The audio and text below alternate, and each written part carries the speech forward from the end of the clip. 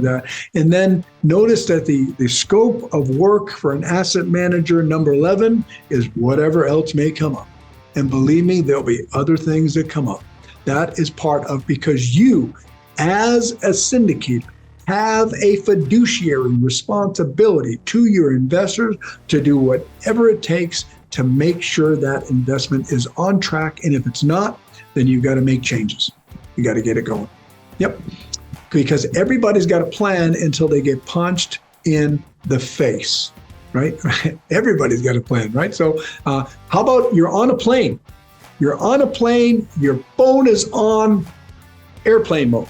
And what do you land? What do? You want to call the person that's picking you up. You want to see whatever emails you've missed, or nowadays you're actually checking emails and WhatsApp on the plane. But you turn your airplane off, your airplane mode off, and all of a sudden, ding, ding, ding, ding, ding, those text messages show up, and you've got a photo on your phone of your 105 complex, and this is the photo that you look at.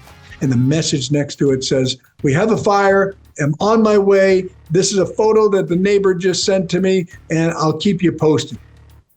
That's called getting punched in the face, ladies and gentlemen. That's a 16-plex building that burnt pretty badly. That was arson.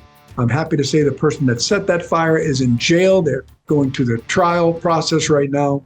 And pretty much ruined our 16 units.